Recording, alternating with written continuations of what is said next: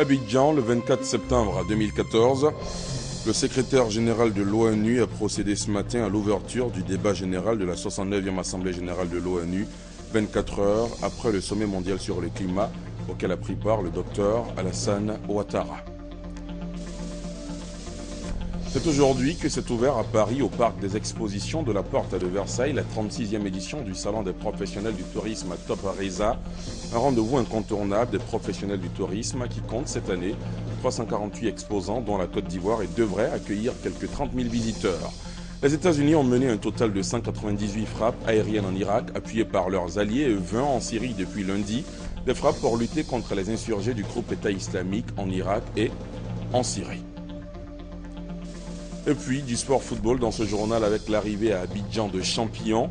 La Côte d'Ivoire vient de remporter la Coupe d'Afrique de Maracana qui s'est tenue à Niamey au Niger. Le pays s'est classé vice-champion en catégorie vétéran et champion en catégorie senior. Les joueurs sont de retour à Abidjan. Le film de leur arrivée dans ce journal. Voilà pour le sommaire, c'est l'heure de la grande édition. Bonsoir à tous et bienvenue. Ce mercredi, aujourd'hui à suivre donc dans ce journal, Eco Plus, la tribune économique de la rédaction.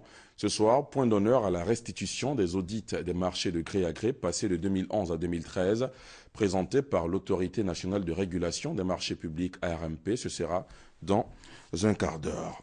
Tout d'abord, ces images de New York. Le secrétaire général de l'ONU a procédé ce matin à l'ouverture du débat général de la 69e Assemblée générale de l'ONU, 24 heures après le sommet mondial sur le climat. Les chefs d'État se sont succédés à la tribune pour livrer leur message, essentiellement autour du thème central de la rencontre, un programme transformateur de développement pour l'après 2015, notamment Dilma Rousseff du Brésil et Barack Obama. Ils ont saisi l'occasion pour évoquer la menace Ebola, affirmant soutenir la proposition de l'ONU. Présent à cette cérémonie d'ouverture, le président Alassane Ouattara, lui, attend son tour pour prendre la parole. Ce sera après-demain, vendredi. Le président Alassane Ouattara, justement, a annoncé l'adhésion pleine et entière de la Côte d'Ivoire au mécanisme mis en place lors des négociations intergouvernementales au sein de la Convention cadre des Nations Unies pour le changement climatique. Prononçant un discours hier, toujours à New York, lors du sommet mondial sur le climat, le chef de l'État a affiché son ambition, celle de lutter contre le réchauffement climatique et à soutenir les efforts des pays en développement en matière d'adaptation aux effets du changement climatique. Envoyé spécial à New York, Jérôme Kofi Abolé. Le sommet mondial sur le climat, thème ayant marqué cette journée de la 69e session de l'Assemblée générale de l'ONU, le président de la République de Côte d'Ivoire intervenant sur le sujet a indiqué que la Côte d'Ivoire entendait promouvoir les énergies propres et renouvelables afin de réduire considérablement les émissions de gaz à effet de serre et de contribuer à l'atteinte de l'objectif de limiter le réchauffement de la planète à 2 degrés Celsius. Mon pays, la Côte d'Ivoire, subit de plein fouet les effets du réchauffement climatique à travers la dégradation de ses côtes et l'avancée de la mer sur le continent. À travers aussi de graves inondations cette année qui ont occasionné des pertes en vie humaine, l'avancée des zones arides et la perte d'environ 200 000 hectares de forêt chaque année. Nous devons réagir à la hauteur de la menace et tracer la voie d'un accord contraignant au sommet de Paris en 2015. Ainsi, mon pays adhère pleinement aux mécanismes mis en place lors des négociations intergouvernementales au sein de la Convention cadre des Nations Unies pour le changement climatique. Il adhère par ailleurs au cadre d'action de Hyogo 2005-2015 qui invite les pays à rendre les communautés et l'environnement plus résilients face aux catastrophes. Dans le cadre de sa mise en œuvre, la Côte d'Ivoire a créé la plateforme nationale de réduction des risques et de gestion des catastrophes. Au mécanisme international de réduction des émissions de gaz à effet de serre issus de la déforestation et de la dégradation des forêts, en abrégé REDD+, qui traduit notre volonté de contribuer à la lutte mondiale contre le changement climatique, mais surtout à la restauration de notre couvert forestier fortement dégradé ces dernières années. Les énergies renouvelables représenteront 5% de la puissance installée en 2015, 15% en 2020 et 20% en 2030. Grâce au développement de l'énergie solaire, de la biomasse et de la petite hydroélectricité. L'efficacité énergétique sera portée à 20%. La part de l'hydroélectricité, grâce à l'extraordinaire potentiel du pays, va augmenter considérablement avec la mise en service du barrage hydroélectrique de Soubré dans le sud-ouest de 75 MW à l'horizon 2018 et l'achèvement en 2019 de 7 barrages hydroélectriques d'une capacité cumulée de 954 MW. Ainsi, la part de l'hydroélectricité dans le mix énergétique représentera près de 40% à l'horizon 2025-2030. La Côte d'Ivoire a adopté un nouveau code d'électricité qui encourage la production d'électricité à partir de sources d'énergie renouvelables et met l'accent sur l'efficacité énergétique. Aussi, autre perspective, la Côte d'Ivoire envisage de s'engager dans l'initiative cacao carboneutre ou cacao déforestation zéro d'ici 2017. Par ailleurs, la Côte d'Ivoire crée en 2012 un programme national relatif au changement climatique chargé d'élaborer un plan national d'adaptation au changement climatique. Enfin, mon pays a adopté la loi d'orientation sur le développement durable et pour soutenir ces efforts, nous sollicitons la mise en place d'un fonds pour financer l'accès aux énergies renouvelables buy down. La Côte d'Ivoire est déterminée à jouer sa partition dans la protection de notre planète tout en assurant son développement économique.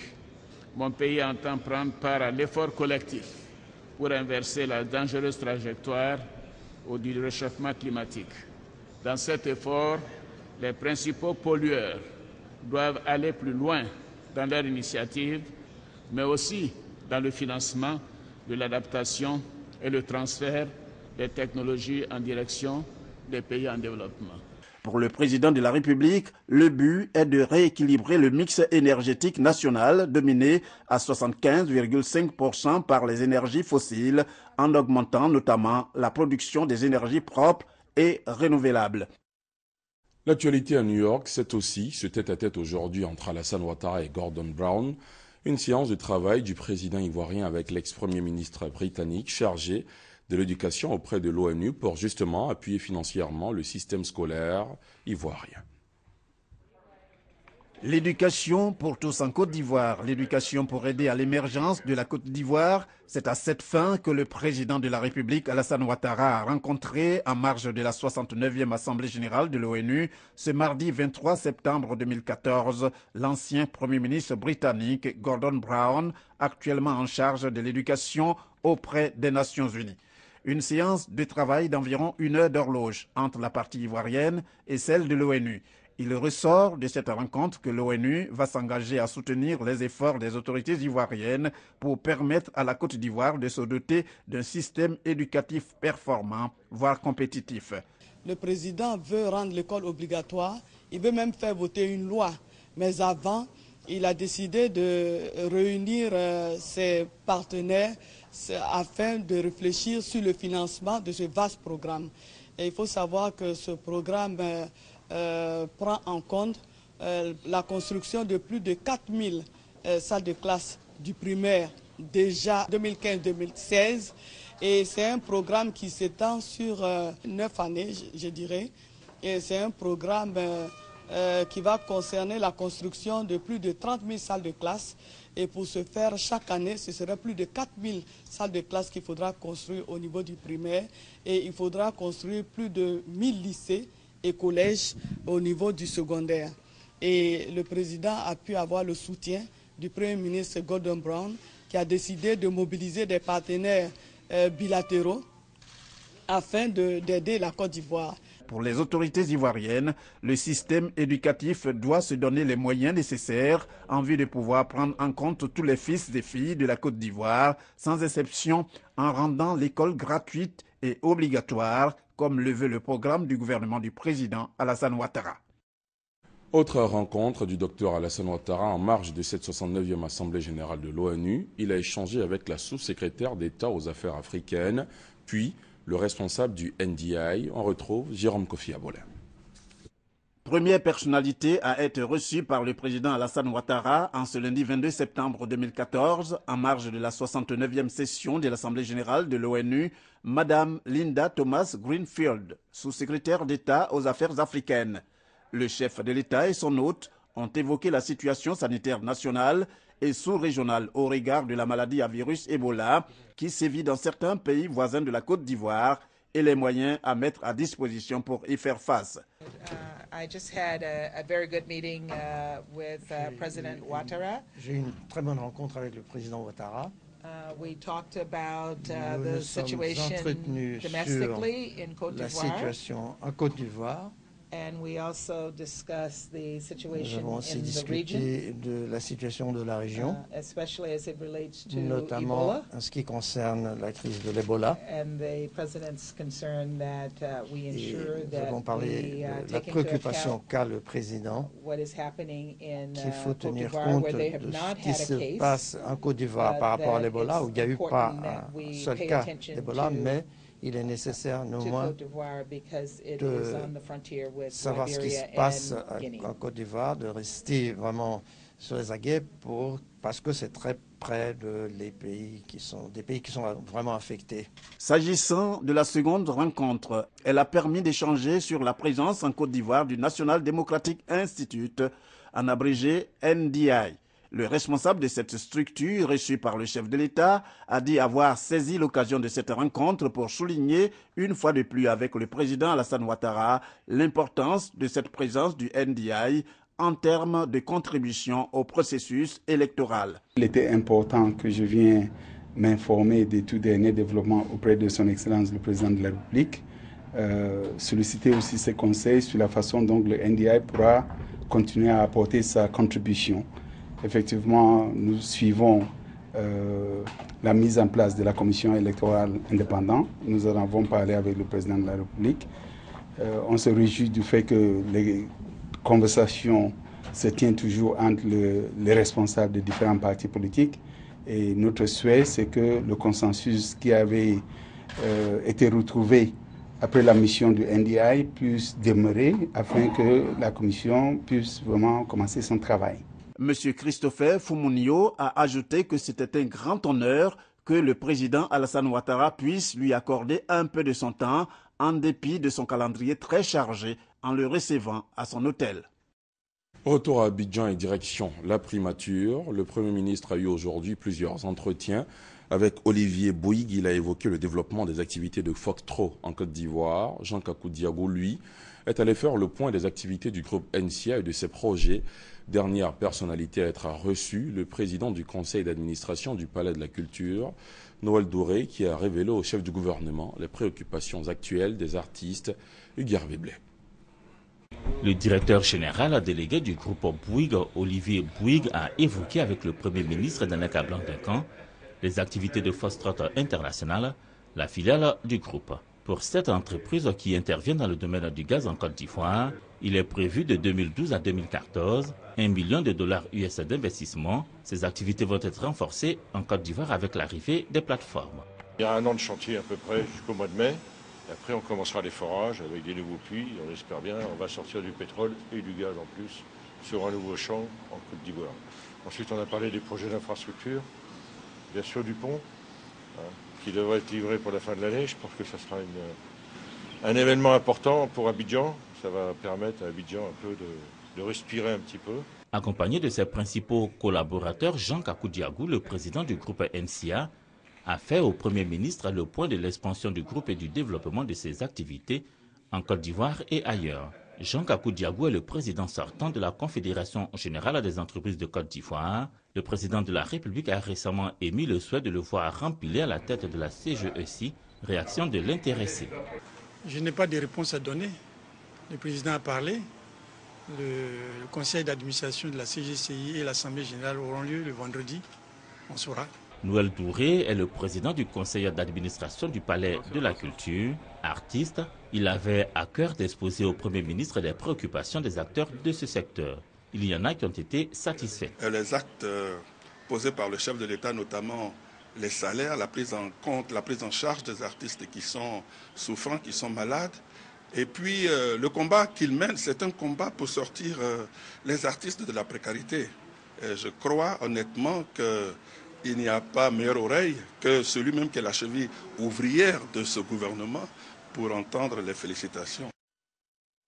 C'est le deuxième titre de ce 20h. L'ouverture aujourd'hui à Paris, au parc des expositions de la Porte de Versailles, de la 36e édition du Salon des professionnels du tourisme Top Reza. Un rendez-vous incontournable des professionnels du tourisme qui compte cette année 348 exposants, dont la Côte d'Ivoire, et devrait accueillir quelques 30 000 visiteurs. La forte délégation ivoirienne, composée de plusieurs professionnels du secteur, s'attelle à vendre à la destination Ivoire. Le reportage de notre envoyé spécial à Paris, Patricia Omouetia, est commenté par Serge Colléa. Lieu d'évasion et de rêve, le Top Reza embarque ses visiteurs dans un voyage en France, une des destinations touristiques les plus prisées au monde. Animation, conférences, gastronomie, ce salon confirme bien sa position parmi les plus grands événements du tourisme en France. De quoi se réjouir de la pérennité d'un tel événement. Pour l'édition 2014, la Côte d'Ivoire s'invite au parc d'exposition Porte de Versailles. La Côte d'Ivoire est donc présente pour plonger les visiteurs dans un monde de légendes et de traditions culturelles.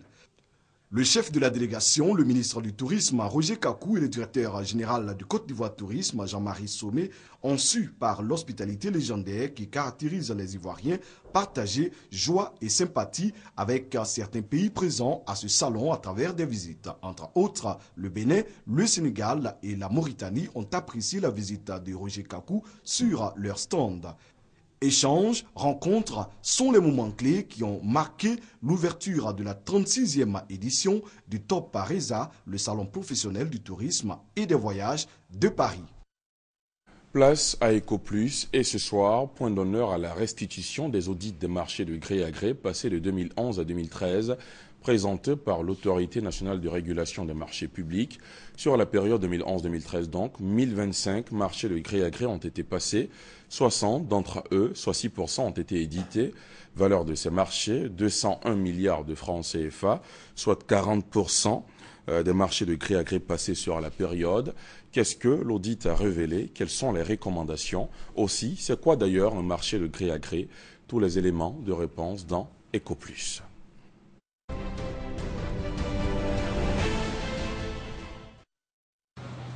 Marché de gré à gré, bon, pour moi, c'est un marché où on trouve un peu de tout.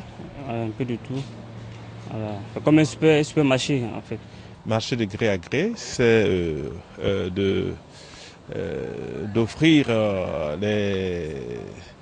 marché payé sans contrepartie avec quelqu'un d'autre. Mettons fin à la cacophonie et à la juste compréhension des marchés publics, leur importance, les modes de passation de ces marchés, avec une exception, la passation de gré à gré.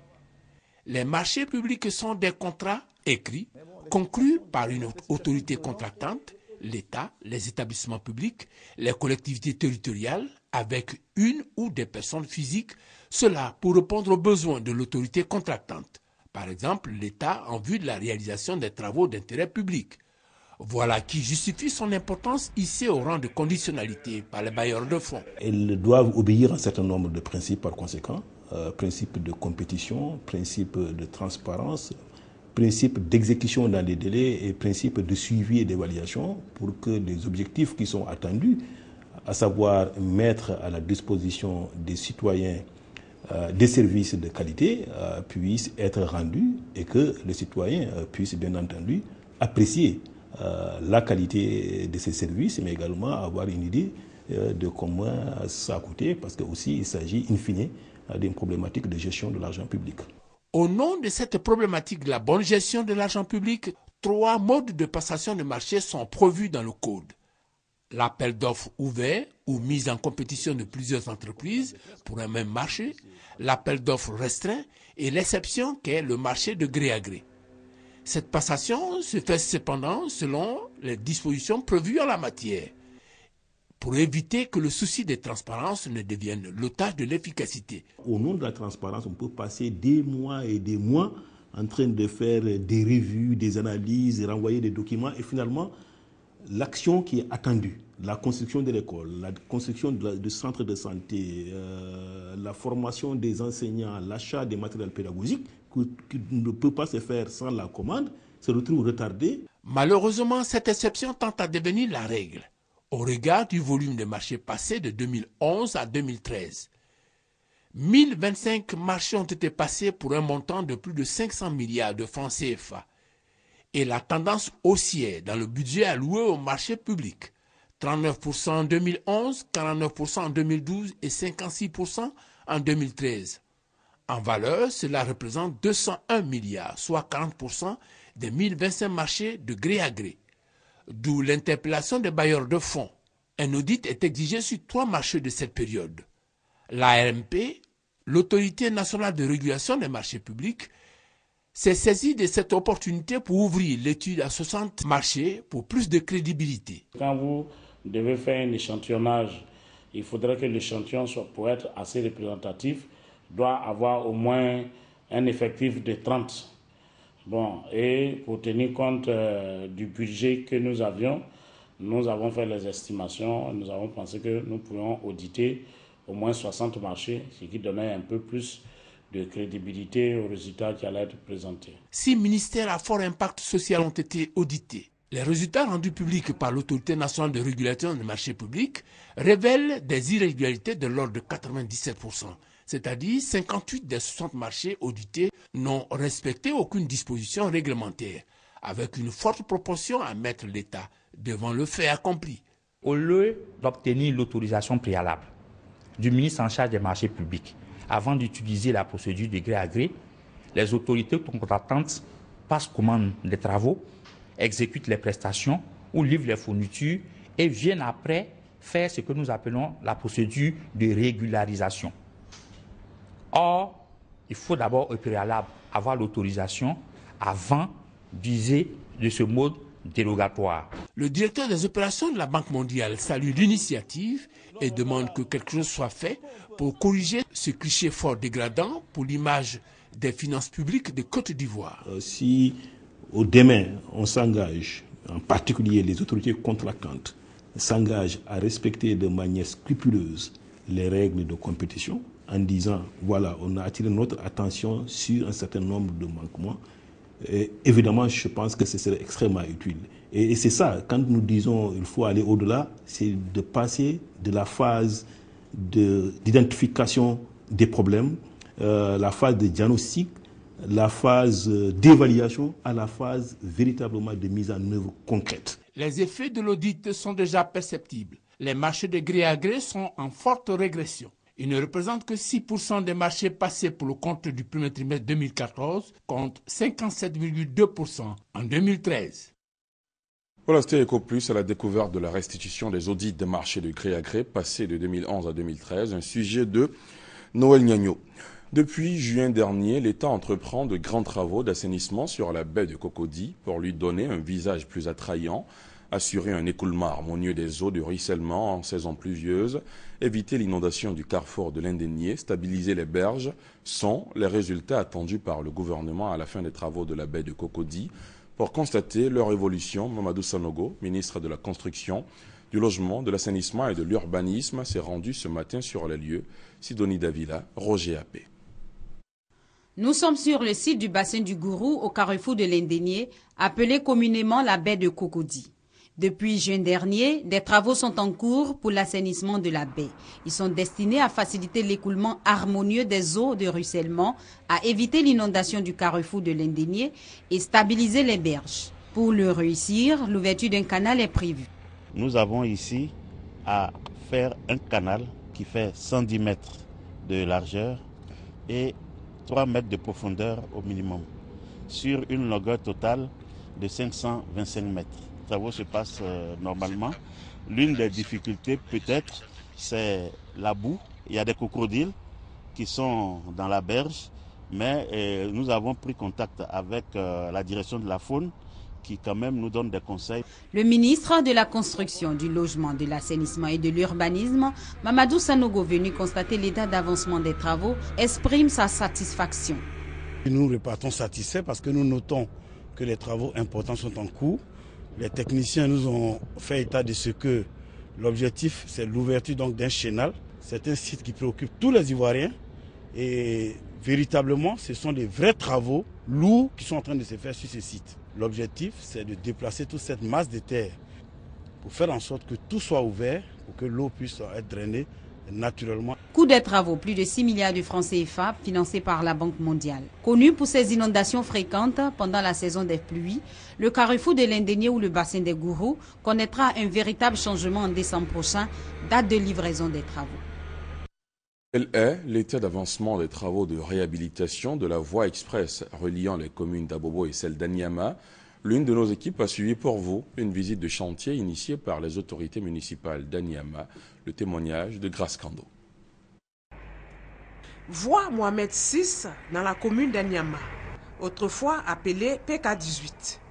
Cette route de plus de 4 km a été entièrement réhabilitée. Mais quelques travaux sont effectués sur le site pour l'achèvement définitif.